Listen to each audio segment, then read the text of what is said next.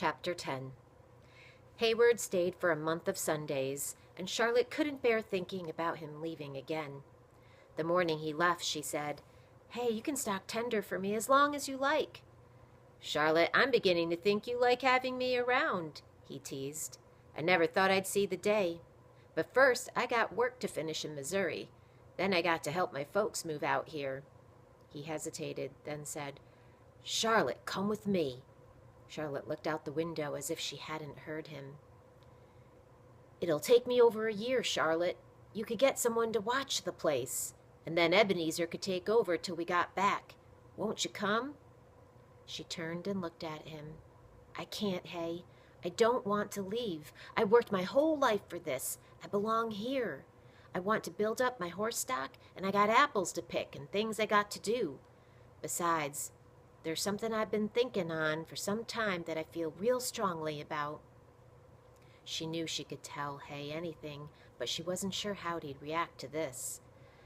"I registered to vote in Santa Cruz County. The election's in a few weeks, and I don't want to miss it."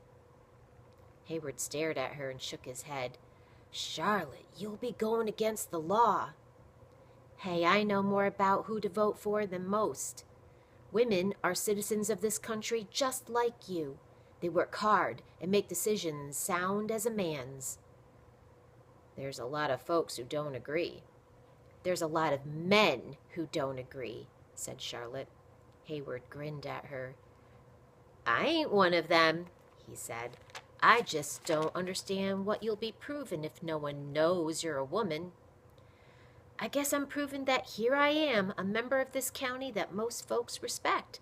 Most of them ask me who I'm voting for, and the only reason I can walk in and vote is because they think I'm a man. Sooner or later, they'll all know I was a woman, and my point will be made." "So, someday you're going to let people know you're a lady?" he asked. "Maybe. But whether I let them know or not, I'll be wearing these same clothes and tending my horses and running this ranch same as always." He considered what she said and shook his head. "You know your mind, Charlotte, and that's fine by me. You know how I feel about you." "I know."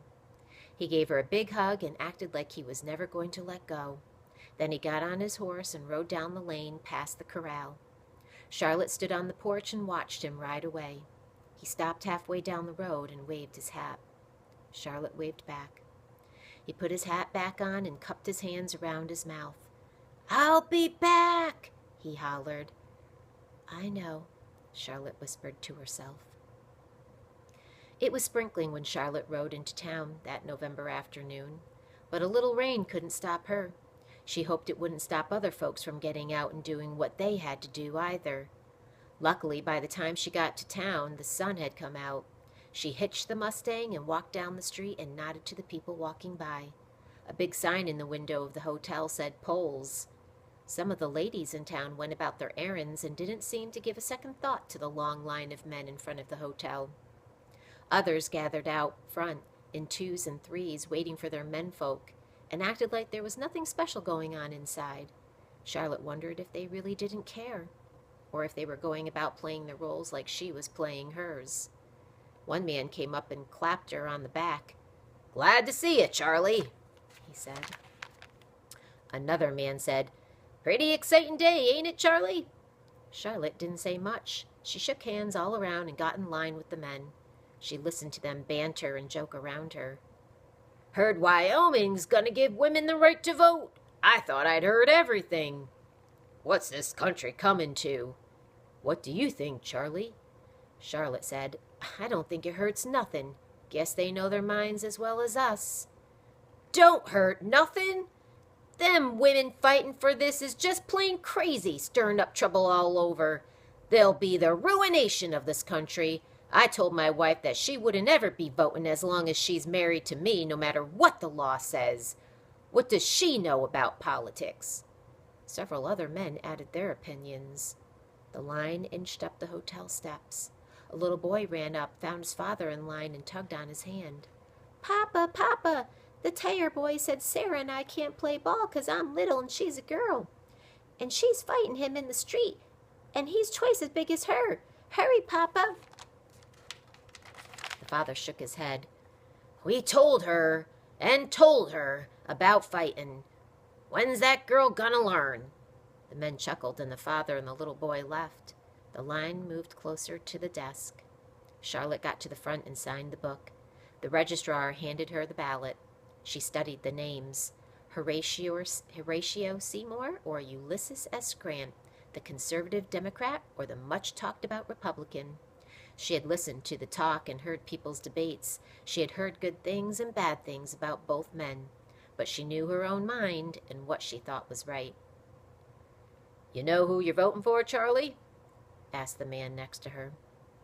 Yes, I do, said Charlotte. Old Jake couldn't make it today because he's ailin'. Felt real bad about not comin', but I told him one vote won't make no difference. Charlotte nodded to the man. Would her one vote make a difference? Why was she doing this? Someday when people found out, would they just think that she had been crazy too? Or would they wonder that she had a good reason? Yes, she told herself, she had a good reason. This was something she could do for that woman who stood up in front of all those laughing men and passed out handbills on the saloon steps.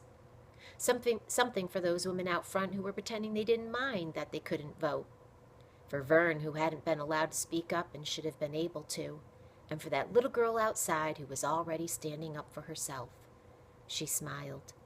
And for me, she thought, because I'm as qualified as the next man. She marked her choice for President of the United States. She turned in her ballot, then faced the crowd of men still waiting in line. She tipped her hat. Gentlemen, she said, may the best man win. Then she walked out of the hotel, got on her horse, and rode home.